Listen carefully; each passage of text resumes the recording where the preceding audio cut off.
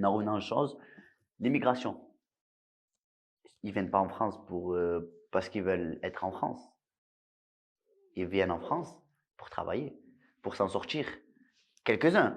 Il y en a, je suis d'accord avec toi, il y en a peut-être. Si on regarde les statistiques, quand même, j'ai pas les chiffres exacts en tête, hein, mais je dirais pas loin de 80% de l'immigration, c'est de l'immigration juste sanitaire, sociale, mais c'est pas pour travailler. L'immigration de travail, elle est quand même très très faible, Moi, tout comme l'immigration politique. désolé, je suis dans une usine.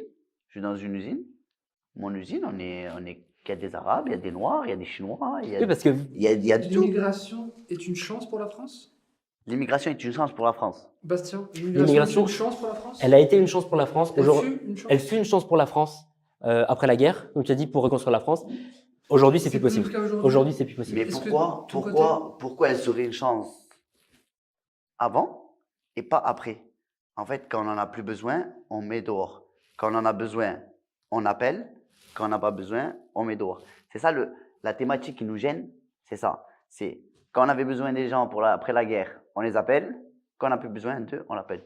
Quand on va dans des pays pour prendre de l'or, ou quand on va dans des pays pour avoir du pétrole, pour avoir du gaz, pour avoir de l'électricité, pour leur fabriquer des centrales nucléaires qui polluent leur pays, pour fabriquer des usines. Les centrales nucléaires ne polluent pas vraiment. Polluent pas vraiment, mais quand même, ça fait. C'est pas le sujet, ça. Ouais, c'est pas le sujet, mais on fabrique beaucoup de choses en dehors de la France. Les usines, par exemple, il y a beaucoup d'usines au Maroc. Pourquoi on ne les fait pas en France, ces usines? Alors, la main-d'œuvre est moins chère, on est d'accord. Il y a plus de place, certainement. Mais à côté de ça, ça fait quand même travailler les gens là-bas. Quand on dit la main-d'œuvre est pas chère, pourquoi elle est pas chère, cette main-d'œuvre? Leur niveau de vie est peut-être moins. Le coût de la vie est peut-être moins cher au Maroc qu'en France. Donc la main-d'œuvre reste moins chère. Ça veut dire on est toujours dans une atmosphère où il y a deux mondes. Les pauvres et en fait, les pauvres, l'Afrique, les riches, l'Europe. Après, ce qu'il faut savoir, c'est quand même depuis des années, je ne sais pas combien de dizaines ou voire centaines de milliards on envoie à l'Afrique.